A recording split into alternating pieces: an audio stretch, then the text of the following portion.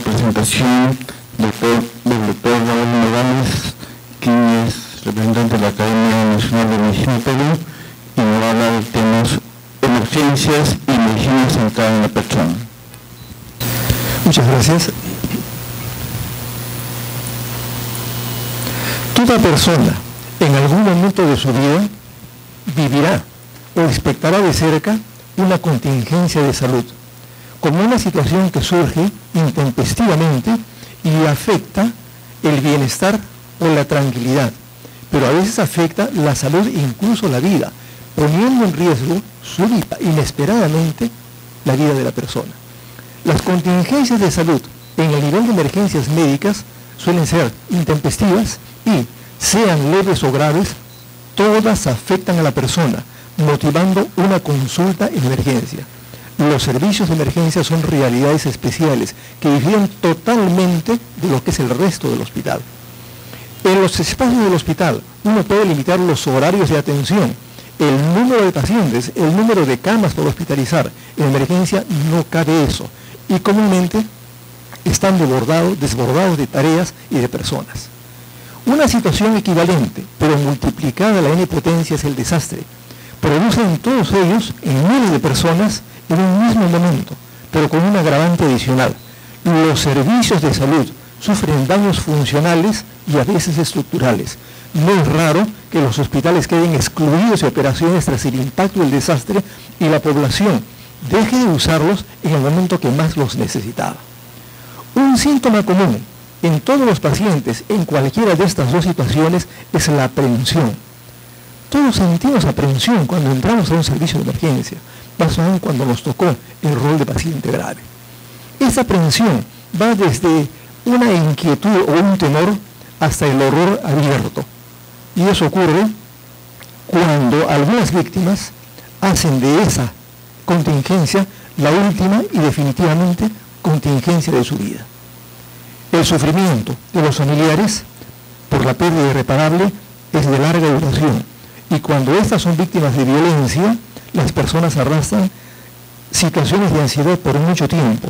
El Perú soporta en ese momento el sufrimiento de más de 1 millón de personas por efectos de la violencia. Como todo en la vida, la emergencia tiene consideraciones de forma y de fondo. El fondo ha sido el sufrimiento de las personas, el cuadro que hemos visto del padre que ve morir al hijo. Las consideraciones de forma son aquellas formalidades que tenemos que cumplir los médicos por diferentes razones. La atención médica de las contingencias de salud en todas sus formas y categorías de gravedad está regulada por normas técnicas y legales. Y desde que uno comienza la carrera y a través del ejercicio de ella se nos repite todos los días y en todas las formas que la ley exige esto o exige el otro. En el Perú, como en todos los países, tenemos una ley general de salud, tenemos una ley específica de los servicios de emergencia para los hospitales, tenemos un sistema de preparativos y respuesta a desastres, de gestión del riesgo, comités operativos de emergencia y tenemos felizmente también segunda especialización universitaria en emergencias y desastres. La ley matriz para la organización y el cumplimiento de tareas en los servicios de emergencia es la norma técnica 042, que establece que garantiza la óptima atención del paciente en situación de emergencia. Obviamente establece la normatividad y los lineamientos de procedimientos a hacer, establece el qué se hace en emergencia. Y esto obviamente trae muchos aspectos, desde la definición de lo que es un servicio de emergencia, y ya en esa oportunidad es la palabra daño, compromiso del estado de salud, y lo califica en 4 categorías. El paciente que súbitamente se muere, el paciente que tiene un estado que puede causarle muerte en las 6 o 24 horas siguientes, y los pacientes que no se mueren en emergencia. Y luego define la situación del desastre. Esto es en imagen lo que establece la ley. De abajo hacia arriba, lo más elemental, la patología aguda común o las urgencias menores. Esto es lo que el paciente puede hacer en consultorio externo. Sin embargo, uno de los grandes problemas de emergencia es que los pacientes, para evadir la pesada carga de conseguir una consulta en un servicio de ambulatorios, sencillamente hace un atajo y se va a emergencia. Entonces en emergencia hay que establecer un método de filtro para definir qué pacientes sí están graves y deben atenderse. En el extremo, las situaciones de emergencia, es decir, los desastres controlables o las situaciones de desastre, que son las grandes contingencias que escapan al control de la comunidad o del Estado y requieren apoyo externo.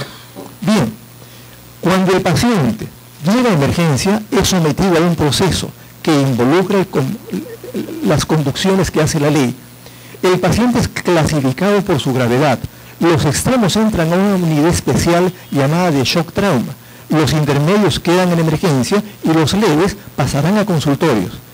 La ley precisa que todos los pacientes, cualquiera sea su gravedad, deben ser atendidos. La pregunta es, bueno, ¿y cómo los atendemos? ¿En qué espacio los atendemos? Los pacientes ya no caben en el hospital, no caben en el servicio de emergencia. Ya se ha hablado en numerosas oportunidades que nuestros servicios están en estado de crisis, cuando no en colapso operativo. Es llamativo el hecho que cuando uno establece un nivel de filtro, y lo hicimos por primera vez en el año 82, y esto fue impulsado por la guerra contra el terrorismo, encontramos que solamente el 20% de las personas que llegaban a emergencia requerían atención de ese servicio. El 80% podían ser atendidos en consulta externa, para lo cual se creó una unidad periférica que pudiera ayudar a emergencia a cubrir sus demandas. El 20%, 2% de ellos vienen a morir de emergencia, se nos mueren en los primeros 10 o 15 minutos. El 18% se nos moriría en las siguientes 6 a 24 horas si es que no intervenimos. Todo eso, curiosamente, calza perfectamente con las situaciones de desastre, en las cuales 10 o 20% de las víctimas son graves y requieren tratamiento de hospitalización. Y en la hospitalización tendrán que pasar por shock trauma, por quirófanos y cuidados intensivos. La pregunta es, ¿y cómo hacemos con grandes cantidades de pacientes? Asumamos que unos 400 o 500 por hospital. Si llegan todos juntos, el hospital está dañado y a cada paciente hay que darles unas 2 o 3 horas de atención en shock trauma, unas 3 horas de atención quirúrgica, 5 unidades de sangre y luego unas 2 o 3 días de atención en cuidados intensivos. ¿Cómo lo hacemos? Ese es el gran desafío de los desastres. Pero estimamos que 10 o 20% de esas víctimas requerirían esta calidad e intensidad de servicios. Las unidades de shock trauma son servicios especiales. Vistos por dentro, son una parafernalia de equipamiento médico, de líneas vitales, de personas, de normas, de protocolos, de monitores, y suenan como una situación compleja y caótica. Un gran problema para los residentes en su primer mes en emergencias es que no entienden cómo funciona el servicio. ¿Por qué? Todo transcurre demasiado rápido. Doctor, todos gritan, todos corren, no entiendo lo que me quieren decir. Estoy cumpliendo una orden y ya tengo que cumplir otras 2 más. Entonces, ¿cómo hago? A los 6 meses, sin embargo, están todos adaptados a ese desorden. ¿Por qué? En medio de eso, la unidad tiene un sentido, que es rescatar personas. Estas unidades ejercen la reanimación y estabilización cardiorrespiratoria y cerebral. Esas unidades nacieron en el Perú con ocasión de la guerra contra el terrorismo, cuando recibíamos nosotros muchas víctimas con amputaciones traumáticas por explosivos, comúnmente dinamita. Bien, en este encuentro entre el sufrimiento del hombre, la persona, y el cumplimiento de la norma, ¿cuál elegimos? Tenemos que conciliar las dos. Hay que cumplir con la persona al centro, pero la norma tiene que ser cumplida. La ley se cumple y la ley sanciona. Por lo tanto, tenemos nosotros que conciliar estos dos aspectos. El contacto entre los dos elementos se da en un momento singular. Se llama el triaje. El triaje es la clasificación que el médico hace en emergencia para, aplicando escalas, ponderar la gravedad y el riesgo de muerte inminente o potencial, para concentrar los esfuerzos de los especialistas en el paciente grave. La ley lo exige, pero nosotros descubrimos 15 años antes que se diera esta ley que eso era lo único que podía salvar a los graves, pero también salvar a los servicios de la sobrecarga. Bien, el triaje se hace, ya lo que le enseñamos a los residentes que ingresan a su carrera es que la comunicación es crucial desde el primer momento. Y la comunicación no son solamente las palabras. La comunicación comienza por el gesto que el médico tiene al recibir al paciente, al saludarlo, al contactarlo y al comenzar a enlazar con él. Es decir, la sinapsis que hace el médico con el enfermo. Luego viene la palabra, luego la imagen, pero el silencio es una forma de comunicación, es la peor en medicina. Los actores en emergencia no es solamente el paciente. El paciente es persona, pero también lo es el médico, y también los familiares, y los directores o gerentes, también los aseguradores, la prensa. Cada uno tiene sus visiones, sus necesidades, tiene sus expectativas de la situación. El paciente quiere oportunidad, quiere eficacia, quiere que le quiten el dolor, quiere poder respirar. Los familiares piensan igual. El médico quiere que eso funcione bien. El director quiere que funcione bien, que las cifras se vean bien, pero además que cueste poco. Los aseguradores que cueste menos. Cada uno tiene su visión del asunto. La prensa quiere noticias, quiere primicias. Y todo eso es contemplable. El centro es lo que el paciente necesita y desea. Aunque la atención médica en emergencia sea resolutiva y de alta calidad, nos enseñó el tiempo que lo que el paciente recordará siempre es la experiencia del temor vivido y el cuidado humano que recibió. Cuando un paciente es desdeñado, o el gesto o la palabra del médico o de la enfermera no son adecuados, el paciente no olvidará el maltrato. Y eso será un motivo de rechazo por una próxima atención en emergencia. Los servicios médicos de emergencia deben atender gran variedad de daños en salud, en una o en múltiples víctimas. Les recuerdo que todo lo que se ve en todo el año en medicina o en cirugía puede aparecer en un solo día en emergencia. Y el personal que atiende tiene que estar listo siempre para variar en sus enfoques de acuerdo a la necesidad de cada caso clínico en cada una de las personas. Pero hay un grupo de personas en un estado especial, la indefensión, es decir, personas que porque se están muriendo o no pueden respirar o han perdido el conocimiento, son víctimas de lo que les puede ocurrir. Y en ese momento la atención de las personas es crucial por personas que vivan crudamente esa atención. En esta condición, la percepción y necesidad de humanidad se acrecienta en el paciente. Igual debería ocurrir con el personal del hospital. La pregunta es, ¿y cuando la persona yace en una camilla especial llamada Stryker? Es una camilla preparada, condicionada para atender pacientes graves. Es una camilla graduable que nos permite a nosotros atender, dar atenciones, pero a la vez estudios clínicos a los pacientes. ¿Qué piensa el paciente cuando está en la etapa final? Los pacientes que sobrevivieron a la experiencia tienen una singular expectativa de la vida. Doctor, la experiencia me cambió la vida. El haber estado agónico y ahora no, me ha hecho pensar diferente. Cuando yo llegué me preguntaban, ¿y qué me pasará enseguida? Y entre mis cavilaciones estuvo el valor de la vida, mía y la de los míos, la importancia de la salud, el papel del médico y la medicina, la felicidad y los sueños frustros, la valía del cuidado humano. Todo esto pasa por la cabeza del paciente, pero muchos de esos pacientes, en la mitad, mueren en los servicios de shock trauma. Los que sobreviven tienen esta experiencia. Y nos preguntábamos, ¿y qué pasaría si esto yo lo hubiera seguido al principio de mi vida? Mejor aún, ¿qué pasaría si esto yo lo hubiera sabido cuando comencé mi carrera médica y en el primer día de mi clase? Con esta inquietud, a los residentes les incluimos en el plan de carrera un curso, Ética, Derechos Humanos y Aspectos Legales del Ejercicio Médico. Esto ocurrió a partir del año 2009. Este curso lleva el epónimo del profesor don Pedro Ortiz Cabanillas, maestro, hombre humano por excelencia. Pero algo más, pedimos en el pregrado de medicina a los estudiantes ingresantes a medicina, jóvenes de 16 o 17 años de edad, se les diera un curso básico de medicina de emergencias y desastres, para enseñarles la visión de la vida y de su carrera en función del riesgo, en función de la humanidad, en función de lo que se tiene que hacer por las personas. Y eso comenzó en el año 2002.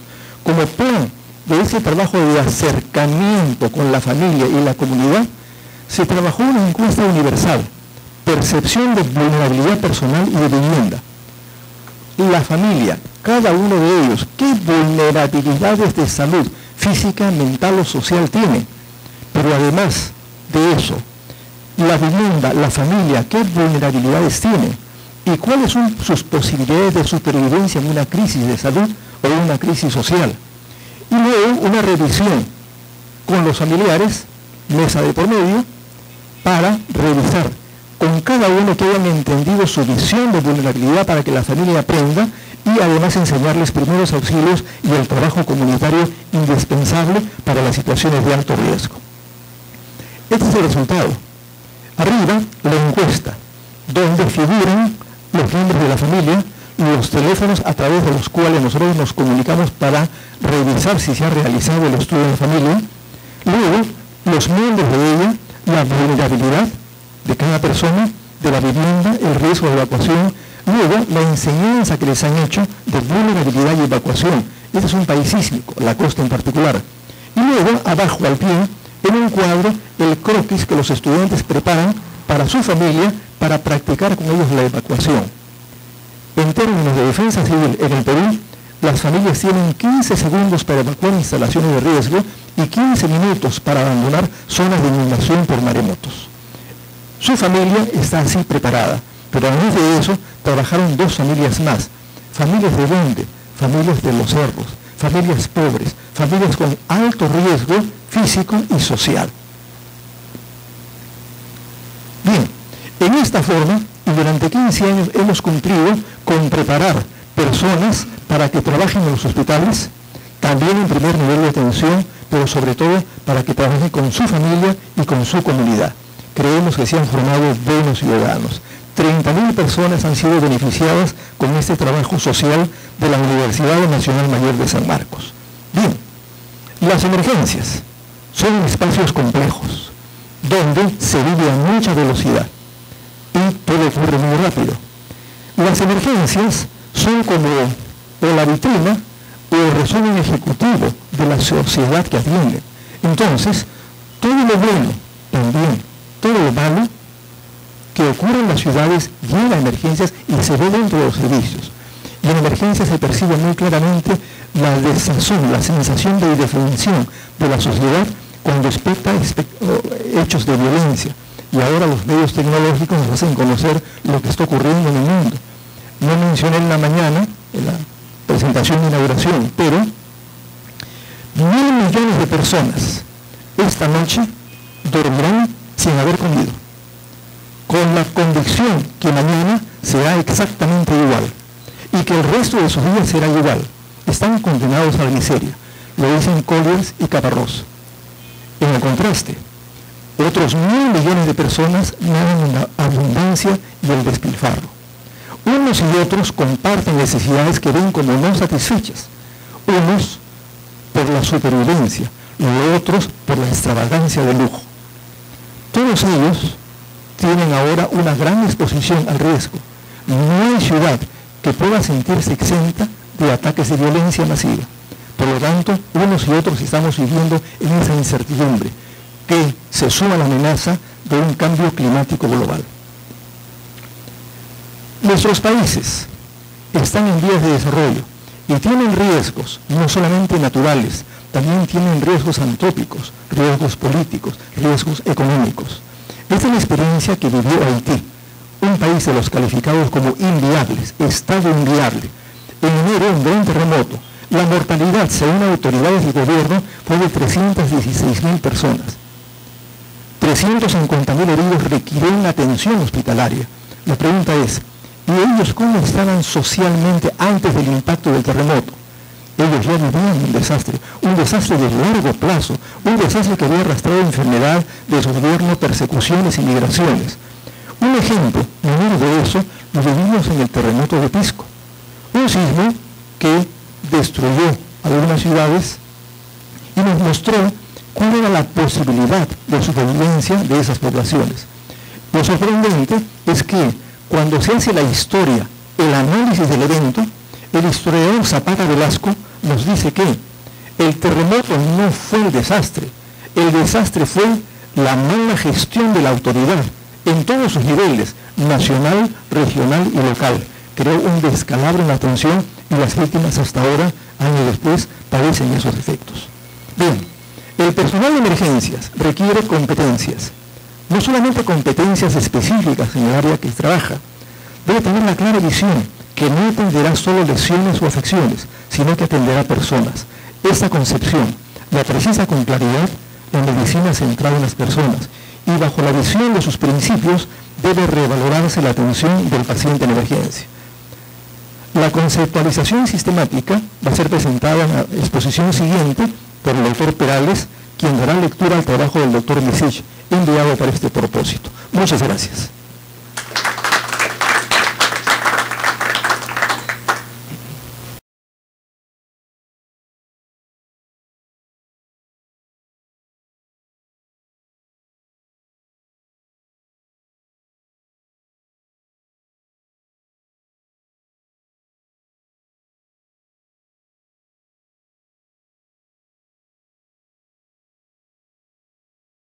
Antes de pasar a leer el trabajo del doctor Mesich, que a pesar de sus dificultades de salud ha tenido la gentileza de enviarlo, quisiera rogarles que nos acompañen en una fotografía que quisiéramos tomar de toda la audiencia.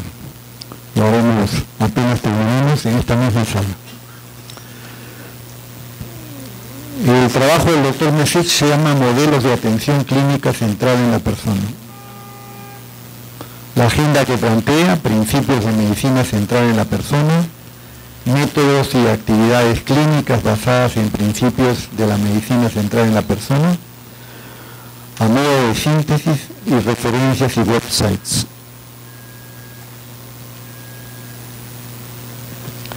¿Cuáles son los principios que plantea Juan Enrique?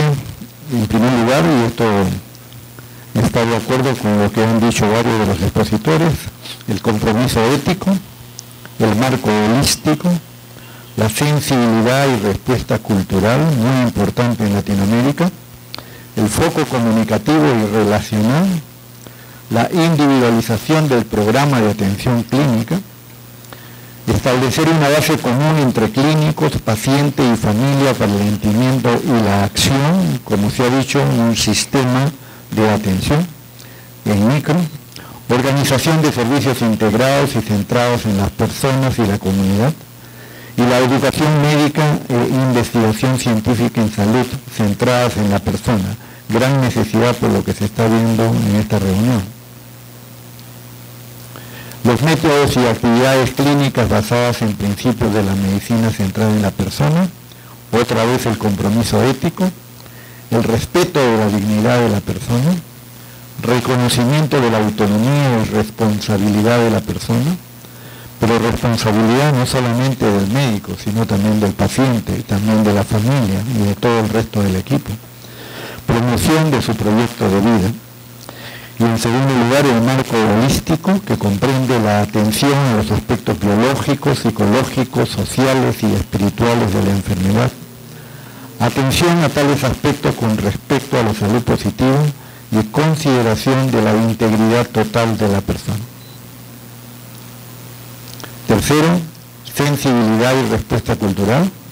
Conciencia sobre la diversidad cultural del paciente, particularmente importante entre nosotros que tenemos 3 regiones, cuando el marco cultural del médico es distinto del marco cultural del paciente. Atención a sus explicaciones culturales de la salud y la enfermedad. Respuesta integrativa a la identidad cultural del paciente.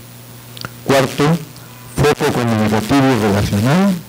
Establecer la empatía en la relación médico-paciente o profesional de salud-paciente, facilitar que la persona exprese lo que quiere expresar, escuchar bien, todo esto requiere tiempo, como se ha señalado, que están en contra del sistema actual que limita las posibilidades de tiempo del médico, y cultivar relaciones a todo nivel. En quinto lugar, la individualización del programa de atención clínica, consideración del particular perfil biológico, psicológico y social de la persona, así como de su experiencia, valores y preferencias. Delinear un programa individualizado para su atención.